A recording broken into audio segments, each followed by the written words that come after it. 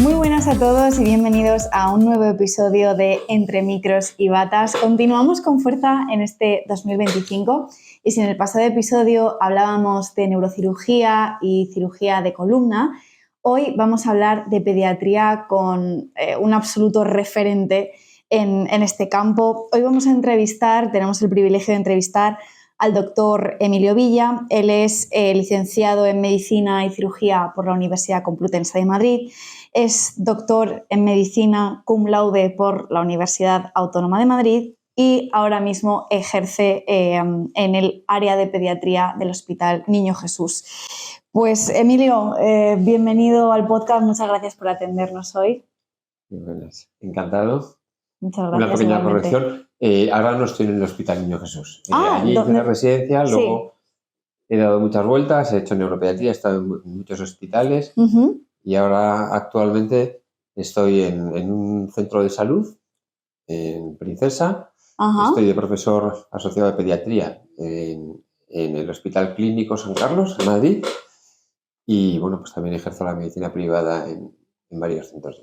Vamos, que al día tienes muy poquito tiempo libre, por lo que veo. Sí, la verdad es que entretenido eso estás, a los ¿no? médicos en general, a los médicos de mi edad, casi todos ejercemos el pluriempleo. La gente joven ahora no les gusta tanto, pero los de mi edad todavía están acostumbrados al pluriempleo. No te creas, porque hemos entrevistado, aunque llevamos poquitos episodios, pero a gente de un rango de edad bastante variable, y es verdad que la mayoría se dedican también a la docencia, aparte de estar ejerciendo. Así que, cosa que me parece curiosa, pero a la vez me parece estupenda, porque eso quiere decir que tenéis mucho compromiso con las generaciones que vienen. Entiendo que eso es lo que os mueve, ¿no? Para seguir formando a profesionales como vosotros. Sí, en la universidad pública, desde luego, el sueldo no es lo que te motiva en la docencia. Evidentemente, es como tú bien dices, es la vocación. Fenomenal. Pues, Emilio, lo primero que quería preguntarte es ¿por qué pediatría? Pues mira, desde que empecé la carrera ya empecé a darme cuenta de que en la pediatría es una especialidad donde se respiraba alegría, donde los pacientes eran divertidos, eran alegres y sobre todo que el pronóstico casi siempre era optimista. Veías pacientes que casi siempre se curaban al 100%, con muy buen pronóstico y en general era una especialidad que a mí me motivaba mucho porque los niños a mí me despiertan ternura y son en general pues unas personillas en general muy agradables, que cuesta muchas veces entenderles, requieren su tiempo, pero cuando consigues conectar con ellos, la verdad es que son unas personas fenomenales, muy agradables. ¿Dirías que esa es la complejidad quizá de esta especialidad en concreto, el cómo comunicarse con este tipo de pacientes? Bueno, es una de las cosas que más cuesta a los médicos jóvenes, aprender a conectar con el niño y a veces son muy difíciles de explorar. Un niño cuando colabora y te le has ganado, puedes hacer muchas cosas, pero un niño que se pone en contra tuya y que se pone a llorar y no se deja explorar, muchas veces es muy difícil. Y desde luego el aprender a manejar a los niños es una de las partes más importantes de los primeros años de la pediatría. ¿Y cuál sería el kit de la cuestión? Es decir, aparte de la experiencia, que eso es indudable, tratando con niños, ¿cuál crees tú que es la clave para aprender a comunicarte con ellos? Bueno, pues hombre, ponerte en su lugar, conocerles mucho, haber jugado mucho con ellos. Tú tienes que saber todos sus personajes, todos sus superhéroes, todas las princesas, todas las películas de Disney. Tienes que aprender a jugar con ellos con pegatinas, con sellos y ponerte a su nivel y ser un poco niño muchas veces para poder conectar con ellos. ¿Dirías que a la hora de realizar el diagnóstico, porque bueno, en el tratamiento evidentemente no es lo mismo tratar a un niño que a un adulto, ¿no? Por esto que comentábamos, pero a la hora de diagnosticar, ¿crees que también implica más complejidad diagnosticar a un menor? Bueno, los exámenes complementarios son muy parecidos. En general, sí que intentamos con las analíticas ser un poquito más cautos que con los adultos porque siempre pues pinchar a un niño, el niño lo pasa peor.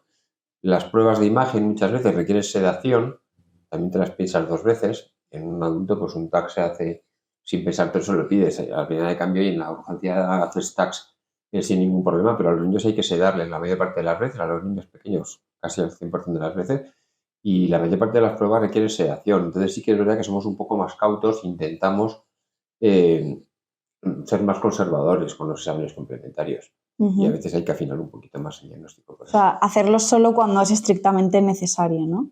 Sí, desde luego no se parece nada a una urgencia de adultos donde se hacen TACs de manera absolutamente habitual, cuando en niños hacemos mucho menos y nos lo pensamos mucho más. En general, todas las pruebas. Tratar a niños conlleva, yo creo que un reto doble, que es por un lado atender al paciente y por otro a los encargados de tutelar al paciente, ¿no? Entonces, ¿cuál es el mito que dirías durante tu trayectoria que más te ha tocado desmentir sobre la salud infantil? Pues eso, padres que vienen con ideas preconcebidas, sobre todo ahora que hay un exceso de información total. ¿Cuál crees que es el mito más habitual o la creencia más habitual de los padres? Bueno, quizá han ido evolucionando a lo largo de los diferentes años. Ahora sí que es verdad que hay mucha presión sobre los padres con los cuidados del recién nacido, de la que antes no se le daba tanta importancia. Ahora los padres tienen mucha ansiedad con el llanto del niño, con la lactancia materna, con el sueño del niño, una serie de patologías que antes se le daba poca importancia y ahora los padres acuden a multitud de coaches, hay 40.000 tipos de gurús en internet de todo tipo, fisioterapeutas para las tortícolis, para los reflujos. Hay cantidad de gente que ha florecido y están haciendo negocio a costa de eso, y muchos blogueros, muchas webs, muchos sitios donde a la gente le vuelven loca, psicólogos infantiles para todo. Hoy acabo de ver un niño hace un ratito, que era una niña tímida, un poco tímida, y le está tratando un psicólogo infantil por riesgo de autismo, una niña sin ningún rasgo autista, y los padres con una tensión y con una presión inmensa, porque ahora la mayor parte de los niños van al psicólogo infantil, tienen coaches de todo, de sueño, de estrés, de rabietas emocionales. Entonces los padres sí que es verdad que ahora el llanto del niño les preocupa mucho, el llanto del lactante, antes eran cólicos y ya estaba, ahora genera muchísima ansiedad, que si tendrá reflujo gastroesofágico, que si alergia de leche de vaca. Somos a veces muy agresivos con los llantos de los niños, y la lactancia materna, por lo mismo, genera una ansiedad muy grande en los padres. Y bueno, pues ahora sobre todo es trastornos del sueño. Han florecido ahora todos los niños, van a unidades de sueño, en el mejor de los casos, en hospitales que se han generado solamente unidades de sueño para trastornos leves del sueño, pero es que muchas veces van a gurús y a personajes por ahí, coaches de sueño que absolutamente, claro, sin ninguna evidencia y con una angustia y una carga emocional de los padres muy grande. O sea, ¿crees que hay digamos, una tensión desmedida ahora mismo? O sea, que hay un exceso de tensión y de sobreinformación en este sentido. ¿Crees que deberíamos volver un poco a un estado más relajado en el que, oye, entendemos que es natural que el niño llore o que es natural que el niño tenga gases o que es natural? ¿Crees que deberíamos retroceder un poquito en ese aspecto? Yo creo que ahora hay, como tú bien has dicho, probablemente un exceso de información que está mareando a los padres, está agobiándoles. Y en efecto, ahora mismo, pues en internet, los grupos de padres de los colegios, todo tipo de blogs, todo tipo de información por ahí, a los padres muchas veces les tiene preocupados. Cualquier síntoma que ellos consultan, pues se convierte en un mundo. Y sí que es verdad que probablemente el exceso de información, muchas veces no rigurosa, es verdad que ahora mismo hay muy buenos blogs de pediatras muy buenos, pero también es verdad que hay muchísimos de gente, digamos, de paramedicina, de nutricionistas, dietistas, fisioterapeutas, coaches de sueño, gente que no sabe muy bien el título que tiene, que están generando, pues sí, mucha ansiedad en los padres y probablemente creando creando problemas. Sí. Has mencionado, justo al responder a esta pregunta, la lactancia materna. Y yo te quería preguntar cuál es tu opinión al respecto, porque ahora de repente también se ha vuelto en un tema muy controvertido. Yo, por ejemplo, que ahora mismo no soy madre, recibo impactos de información de eso. O sea, no me quiero imaginar una persona que ahora mismo es madre y está buscando de forma activa ese tipo de información. Entonces, ¿entiendes un poco las diferentes posturas? ¿Qué es lo que tú, cómo te posicionas tú ante este tema? ¿Lo recomiendas, no lo recomiendas? Vamos a ver, está claro que la lactancia materna, por supuesto, sigue siendo el ideal y no es comparable todavía, ni lo va a ser nunca probablemente, a ningún tipo de leche artificial. Hoy en día las fórmulas adaptadas que tenemos en Europa con las normas muy estrictas de la Sociedad Europea de Nutrición y de Gastroenterología Diabética son fórmulas muy avanzadas que se asemejan mucho a la leche materna. Pero la lactancia materna tiene indudablemente una serie de ventajas claras que yo creo que nadie discute hoy en día, tanto para la madre como para el niño. Para la madre, evidentemente, pues tiene muchas ventajas, pues, acorta el tiempo de hemorragias posparto, evita muchos problemas con el apego con el niño, por muchos problemas también, de alteraciones emocionales posparto de la madre. En fin, para la madre tiene un montón de ventajas, previene el cáncer de mama, unas ventajas individuales para el niño también, por supuesto, está claro que la microbiota, la flora intestinal que adquiere un niño con lactancia materna es distinta a la de cualquier niño que no recibe lactancia materna, con las implicaciones que eso tiene para el futuro. Una flora intestinal alterada, una microbiota distinta, hoy en día cada vez sabemos que tiene más repercusiones en muchas cosas. La intestinal es donde se genera gran parte de la serotonina del organismo, neurotransmisores, y sabemos que afecta a muchas más cosas de las que pensábamos. Cada día las leches artificiales se parecen más a la leche materna en cuanto a probióticos, a prebióticos, a simbióticos y a todos los componentes, pero todavía la leche materna en ese sentido tiene ventajas claras para prevenir en el niño todo tipo de patologías. Aparte ya del apego que supone para con la madre, la relación evidentemente que supone para con la lactancia materna, también a nivel de inmunidad para diferentes patologías, prevención de otitis, prevención de gastroenteritis y práctica contraria en países subdesarrollados, donde evidentemente se habla muchas veces, pero incluso en nuestro medio sigue siendo superior a la leche, por muy buenas que sean. Y creo que hoy en día nadie duda que lo recomendaría. Otra cosa es que nos pasemos y a las madres estemos creándoles un trauma, a las madres que por algún problema no pueden lactar. No se puede tampoco demonizar las madres que toman la decisión de no dar el pecho por el motivo que sea, y tampoco podemos ser talibanes de la lactancia materna. Hay madres que te vienen absolutamente deshechas porque han topado con una matrona o con alguien que les ha poco más o menos que obligado a darle el pecho y que les ha creado una sensación de fracaso porque no han sido capaces, y eso no puede ser. Las madres tienen ante todo que disfrutar de sus hijos y tenéis una situación agradable, bonita, y si alguna madre, por el motivo que sea, no es capaz de conseguir una lactancia feliz, un vínculo con el niño, y le está creando un problema, pues evidentemente no se puede estar tampoco exagerando como en algunos casos hemos llegado a hacer. Hoy en día tenemos que fomentarla todo lo que podamos, pero sin llegar a crear una presión insostenible como en muchos casos se hace. Claro, y frustración en la madre. También hay muchos coaches y mucho entorno también mediático en todas las webs y cantidad de blogs de especialistas en lactancia, que supuestos especialistas, que también a las madres las meten en los líos. Prácticamente no hay ninguna madre que no está conectada con un coacher de lactancia, que muchas veces son gente que no sabe ni el título que tiene, que dan consejos pues, no basados en la evidencia y hacen que luego duden de lo que tú les dices, porque les han contado unas cosas que no tienen ninguna evidencia, que se tienen que dar el pecho de una manera o de otra, más en los minutos, que se tienen que dar lo del suplemento, si se lo dan con la sonda de una manera o de otra, y les meten a las madres, pues realmente a veces una presión innecesaria, y muchas veces mucha gente no basada en la evidencia, con formación muy dudosa, pero que tienen mucho éxito en Internet. Ujú. ¿Y a qué achacas que hayan florecido? Porque es que escuchándote me doy cuenta de que efectivamente es que hay blogs y gurús y coaches y de todo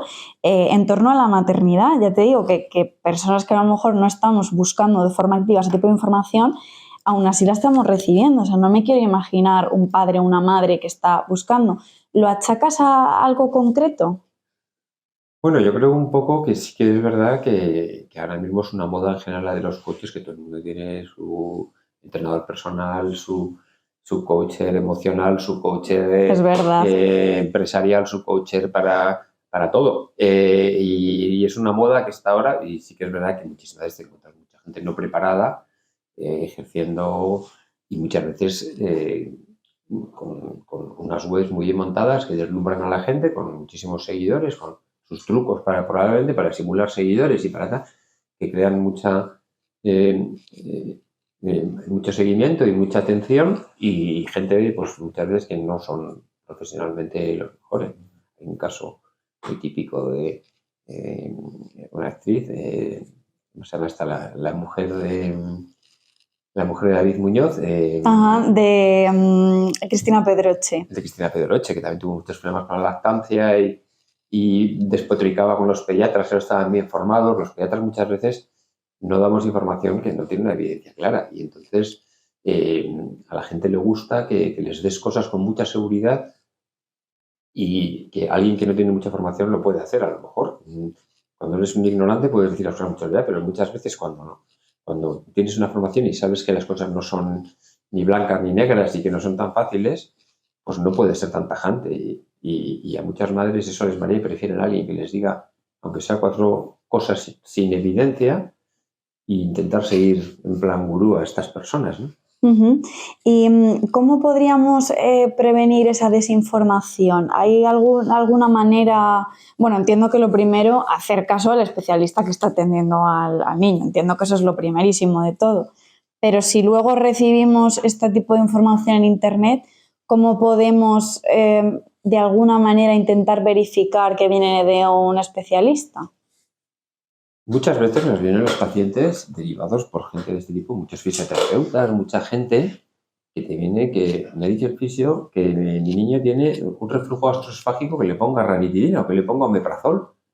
Y tú te quedas muy asombrado, y los padres hacen bastante más caso a estos personajes muchas veces, que tienen consultas muy bonitas en- en barrios muy tal, y cobran muy caro y tienen mucha lista de espera, y te vienen y no es que le ha puesto las manos, le ha tocado y ha dicho que tiene el reflujo gastroesofágico, que le tiene usted que demandar, y tú por mucho que intentas razonar con ella y diciéndole, bueno, esto es bastante más complicado de lo que parece, es que este tratamiento le puede perjudicar al niño, puede alterar la microbiota, cambiar pH, el diagnóstico no se hace así.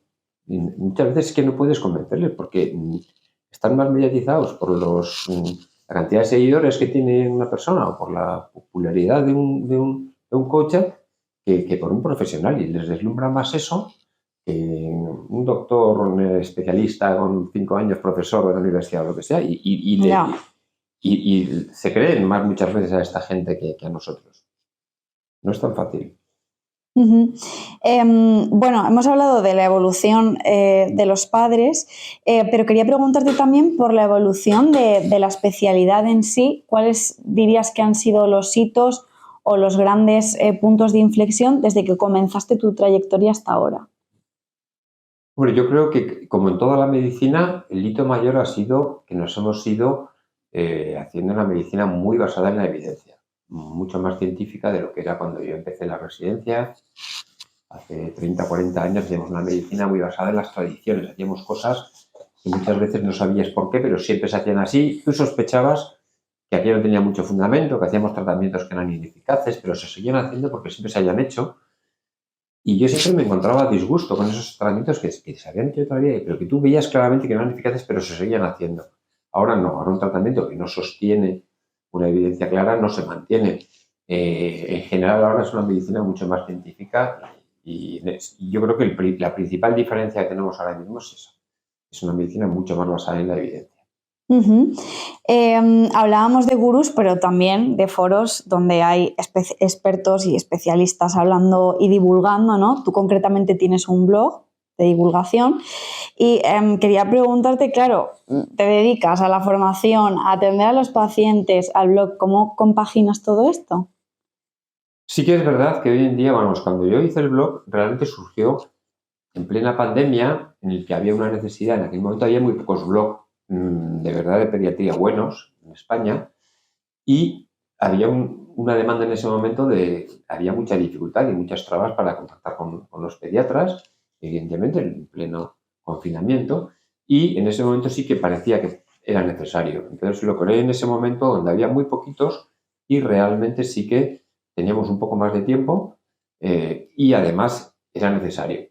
Ahora sí que es verdad que hay bastantes blogs bastante profesionales y buenos de pediatras y en principio ya me puedo relajar, digamos, y ya creo que mi blog puede no necesitar estar tan actualizado como en aquel momento, que sí que verdaderamente era muy útil. Ahora hay otra gente joven que está empezando y también es verdad que hay mucha gente muy profesional que luego se van banalizando un poco, pues que se van intentando dirigir más hacia conseguir más followers digamos, un tipo de información más fácil, más barata, más sensible, más no tan científica, no tan profesional, no tan profunda, y se está banalizando un poco como todo lo que se hace en Internet, que va cada vez siendo más corto, ya no se hacen directos en Instagram, se hacen TikTok, ya vídeos muy cortitos, noticias muy cortitas, la gente ya no puede ni siquiera aguantar un blog como este de media hora, la gente necesita un mensaje de 30 segundos, un minuto, y además, a ser posible, como muy bien presentado, muy bonito, muy emotivo y muy la frasecita del día. Y sí que es verdad que también se están banalizando muchos, pero todavía quedan pediatras jóvenes que le dedican tiempo y los hacen con mimo y los hacen con muchas ganas. Normalmente casi siempre pues, te ayudan los residentes a hacerlos, a preparar todo el contenido, a manejar todo el tema de vídeos y todas las cosas que ya muchas veces, o ya la gente muy profesional porque tiene evidentemente equipos. ¿Crees que hace falta divulgación para la población general? Y te pregunto por qué. Porque ahora que hemos vivido una situación de saturación del sistema, sobre todo de la atención primaria, quizá si tuviéramos un poco más de educación sanitaria, podríamos detectar o actuar ante ciertas situaciones sin tener que acudir al profesional más que para casos que ya realmente requieren atención. ¿Estás de acuerdo con este pensamiento o discrepas?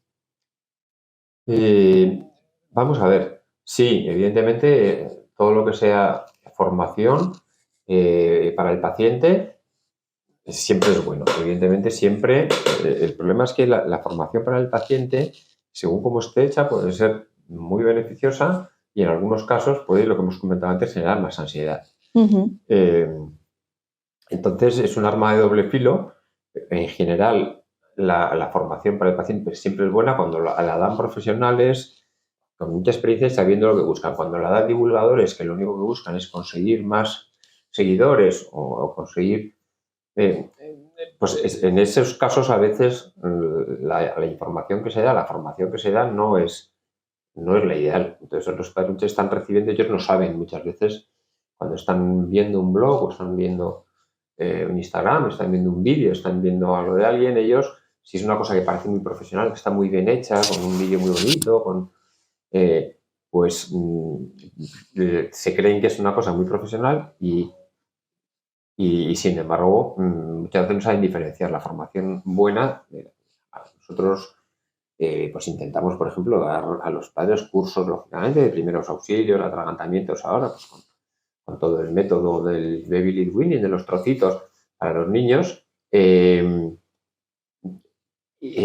Cuesta mucho que los padres vengan a esos cursos y sin embargo ellos tienen coaches de baby lead weaning por ahí. No. Y tú dices, ¿cómo estará esa gente dando cursos de atragantamiento, cursos de que no son médicos, gente que está por ahí y tienen muchos?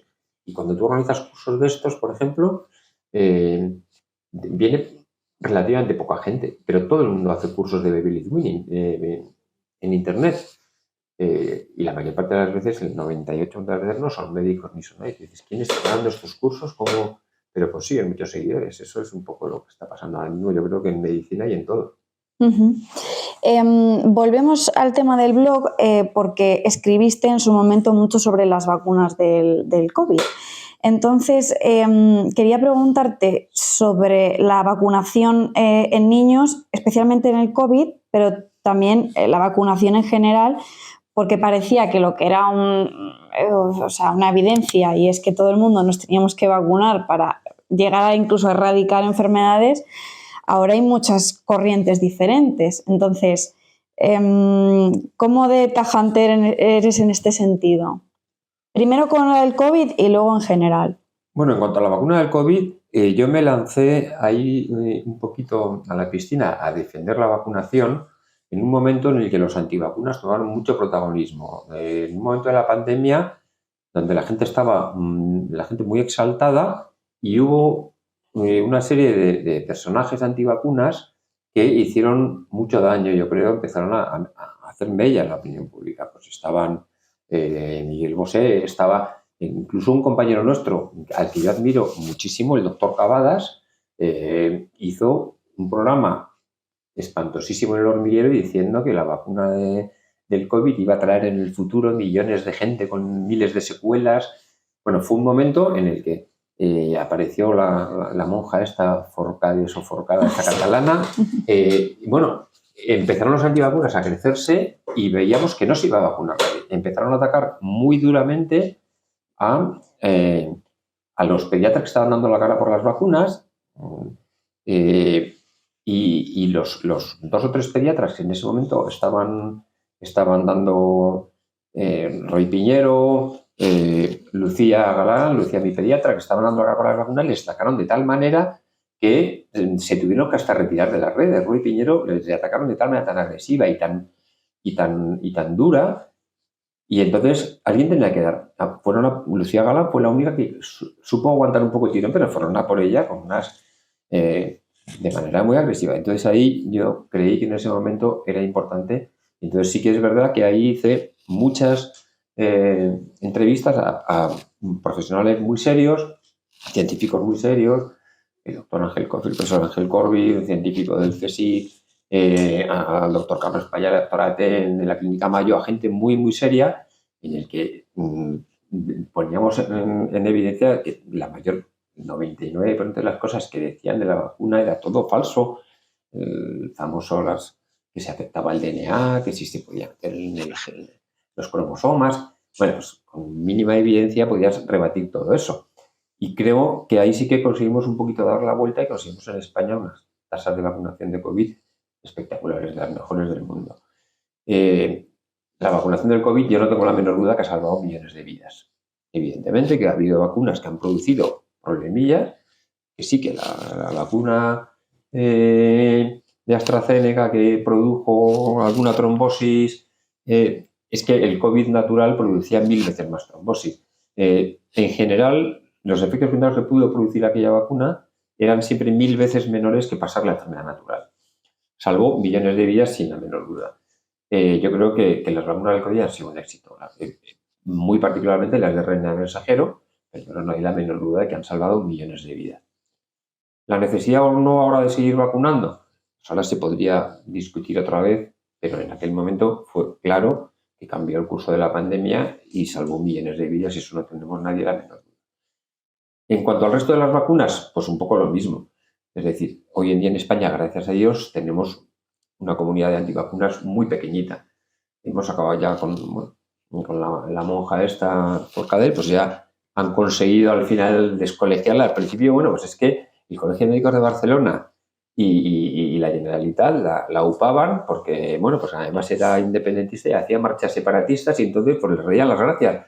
Ya al final han tenido que descolegiarla porque la cantidad de barbaridades que decía esa mujer tenía cientos de miles de seguidores. Y como ella, unos cuantos. Bueno, pues ya en Cataluña pasaron unas epidemias de tosferina de otros años rurales, se murieron bastantes niños de tosferina, tuvieron unas epidemias más fuertes y ya el Colegio de Médicos tuvo que tomar la determinación de decir, bueno, pues por mucho que sea de nuestra cuerda y por mucho que tal, tenemos que descolegiarle, tenemos que a esta mujer, y de hecho está pendiente de juicios más severos, aparte ya de los deontológicos, porque han hecho mucho daño.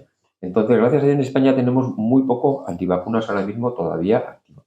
Y no estamos ni en comparación como ahora mismo pues está pasando en Estados Unidos, en San Francisco, Los Ángeles, donde hay mucha gente moderna antivacunas, con epidemias de sarampión y cosas que estaban erradicadas, están muriéndose niños, muchísimos niños de sarampión, de polio, de tosferina, en Italia, en Milán, en zonas, digamos, de gente un poco más moderna antivacuna, te digo ya en San Francisco y en Los Ángeles, donde tiene epidemias terribles. En España, gracias a Dios, eso lo hemos frenado. Yo creo que las vacunas no tienen la menor duda. Mira, las vacunas conjugadas, las de la meningitis básicamente, el meningococo, el neumococo, el hemófilus, en mi época, cuando yo era residente, de cada 100 infecciones que veíamos, de cada 100 casos de fiebre alta, el 14% de las infecciones eran lo que llamamos infección bacteriana grave, que son sepsis, meningitis, neumonías severas y infecciones urinarias graves en recién nacidos. Las infecciones bacterianas graves, en mi época, cuando yo empecé la residencia, antes las vacunas conjugadas del neumococo y del hemófilus, eran el 14%. Nosotros hacíamos punciones lumbares en cada hospital de Madrid, hacíamos 10, 15 punciones lumbares en cada guardia. Ingresábamos meningitis en todas las guardias, por meningococo, por neumococo, por hemófilus. Teníamos todos los días ingresados una planta llena de meningitis. Ahora mismo un residente nuestro, a lo mejor en toda la residencia, hace 5 punciones lumbares en sus 4 años de residencia. Eso hacíamos nosotros antes en una guardia cada uno. Fíjate. Prácticamente ha desaparecido la meningitis por neumococo, por hemófilus, incluso por el meningococo ya con las nuevas vacunas que hemos ido incorporando en los últimos años, están desapareciendo casi al 100%. Están casi erradicadas. Cuando alguien te pregunta, es que tendría que venir a nuestra época para ver lo que era. O sea, yo soy de la época en la que empezaba la vacuna del sarampión. Yo en el Hospital del Niño Jesús teníamos una planta llena de encefalitis por sarampión, niños con sarampiones gravísimos, que ya no vemos. Tosferinas ya prácticamente en España, salvo en Cataluña que hubo el brote aquel por la monja esta, en Madrid los pocos niños que han muerto de tosferina en los últimos años ha sido alguna persona pues que no se ha vacunado pues por motivos absolutamente marginales, por ser población marginal o lo que sea, y que estaba fuera del sistema sanitario. Pero casi ha desaparecido. Es decir, las vacunas de virus atenuados, del sarampión, las vacunas proteicas, las vacunas conjugadas. Hemos erradicado tanto las infecciones severas que prácticamente ahora mismo es que es un escenario completamente distinto. Aún así, reconozco que puede haber padres que piensan que lo mejor para sus hijos es evitar todo el riesgo y ellos que tengan miedo a que una vacuna de sarampión al niño le pueda producir una encefalitis. Una de cada 1.000.000 de vacunas puede producir una encefalitis, pero es que antes de cada 1.000 sarampiones uno produce una encefalitis. Hemos disminuido el riesgo 1.000 veces. El riesgo de las vacunas siempre existe, pero en general es como mínimo 1.000 veces menor que la enfermedad natural. Entonces, tener una encefalitis por una vacuna de la tosferina es absolutamente no improbable, casi imposible, pero puede ocurrir alguna vez. Pero es que se te muera el niño si coge la tosferina tiene una mortalidad del 30 o del 40%. Entonces, en cuanto se deja de vacunar en un colegio, en cuanto se juntan un grupo de antivacunas, en 3 meses se mueren 5 niños. Los riesgos, evidentemente, de la vacuna existen, son mínimos, no se les puede negar a los padres que el riesgo es cero, pero evidentemente siempre son muchísimas veces menos que pasar la enfermedad. Emilio, perdona porque se te ha caído la almohadilla del micro. Ay, vaya. Nada, no te preocupes, no afecta en muchos sonidos, ¿no? Por si acaso. Estos técnicos muy poco atentos, ¿eh? Ah, muy bien, sí me gusta. Vale, nada, perdona, Emilio. Vale. Entonces, ¿entiendes de algún modo esta preocupación de un sector, por lo que me dices, pequeño de la población, de los padres, que tienen este miedo, ¿no? O sea, por el riesgo-beneficio de las vacunas? Pero está claro, por lo que comentas, que la vacuna tiene un beneficio muchísimo mayor. Eso es indudable. El problema es convencer a algunos padres que han leído cosas contrarias y que están todavía pues, con las ideas esas horribles de que tienen mercurio, de que tienen las cosas estas de la monja Forcadell y cosas que no hay quien les quite de la cabeza que la vacuna tiene mercurio, que produce autismos y que produce cosas que son absolutamente falsas y que cualquier alimento que te tomes, cualquier agua embotellada, cualquier cosa, tomar más mercurio que en cualquier vacuna. O sea, que es que son cosas completamente rebatibles, pero muchas veces hay padres, gracias a Dios, muy pocos, que son muy cerrados y nos toca cada vez lidiar menos con ellos. Hace unos años teníamos con cierta frecuencia estos padres que, claro, que te suponen un problema muy grande, moral, te dan ganas de que se vayan a otra consulta, de decir, pues, a mi consulta no vengan ustedes, no puedes hacer eso, tienes que intentar convencerles como sea, tienes que, a pesar de todo, intentar seguirles atendiendo y seguir intentando convencer a los padres. A veces lo consigues. Uh-huh. Quería cerrar esta parte de entrevista con una pregunta que solemos hacer al principio a los invitados, pero me parece bonito hacértelo al final porque creo que cierra un poco el círculo. Y es que tú al principio comentabas que habías elegido pediatría porque eran pacientes muy alegres, con los que era muy agradable, muy gustoso trabajar, con muy buen pronóstico en general. Y quería preguntarte si tienes algún paciente inolvidable, como lo llamamos nosotros, supongo que tendrás miles, pero si tendrías alguna anécdota tierna o divertida o emocionante que te gustaría compartir con nosotros. Bueno, claro, podría contar Cientos. Pero mira, hoy he visto, por ejemplo, pues una madre que fue paciente mía con una parálisis cerebral, cuando yo estaba en neuropediatra en el Niño Jesús, con una parálisis cerebral muy severa y esta madre yo la estuve atendiendo porque empezó a andar la madre a los 10, 12 años, iba en silla de ruedas, empezó a escolarizar muy tarde. La madre, bueno, pues tiene hemiparesia, habla muy gangoso, le cuesta mucho hablar. Consiguió hacer magisterio, consiguió estudiar magisterio con mucho esfuerzo, hace muchos años consiguió hacer magisterio. Hace poco me apareció en una consulta, me localizó no sé cómo y me vine porque había tenido 2 niñas y había conseguido mi teléfono y contactó conmigo. La madre es una mujer muy inteligente a pesar de su discapacidad, de su hemiparesia y de su dificultad para el lenguaje. Es una mujer muy inteligente. Empezó a trabajar en una guardería de alto nivel en un barrio, no voy a decir el barrio porque no hay muchas guarderías, y a los pocos meses a la mujer la echaron del trabajo porque las madres se quejaban que no era el perfil adecuado, que no, porque andaba así un poquito y hablaba gangoso y pensaban que para sus hijos no era todo lo elegante que debería de ser en esa guardería esta profesora. Y la echaron del trabajo por eso. Tiene 2 hijas que son completamente de altísimas capacidades y 2 hijas muy superdotadas que son... Y gracias en gran parte a su madre, que la educación que le está dando a las niñas es asombrosa. Tú ves cómo están evolucionando las niñas y dices lo que se han perdido esta gente con una profesora como esa, cómo ha educado a sus hijas y podía haber estado educando a las niñas con una mujer inteligentísima a pesar de su aparente discapacidad. Uh-huh. Y yo estoy siguiendo ahora a las hijas y es increíble. Las niñas de las niñas más prodigiosas que he tenido, probablemente 2 hermanas de un nivel altísimo, y te asombran, o sea, te explican con 5 años la teoría de la relatividad de Einstein, y tú, pero te la repito, no te enteras, es que la energía cinética al cuadrado, y bueno, son 2 niñas muy excepcionales. Y gracias a su madre, y por ejemplo, pues es una anécdota que te encuentras, a veces a mí me empiezan ya a llegar muchas veces hijos de madres que atendí en su día y que te buscan y te quieren traer otra vez a sus hijos y eso pues te llena de alegría. Qué bonito, ¿no? Que haya, o sea, su experiencia haya sido tan buena que quieran, o sea, que consideren que lo mejor para sus hijos es volver al pediatra que las atendió. Me parece Pasa muy muchas bonito. veces entrar en restaurantes, entrar en sitios y salir del chef, el dueño, hace poco el dueño de un restaurante. Emilio, que soy de David, ¿no te acuerdas que yo era un niño asmático que veías? Y claro, ya es una persona claro, de hecha y 30 derecha. años, un joven empresario que está con muchas ganas de enseñarte todo lo que ha hecho, a dónde ha llegado y todo, y te vas encontrando ya con pacientes que luego han hecho su vida y que se acuerdan de ti, pues la verdad es que tantos años después es un orgullo.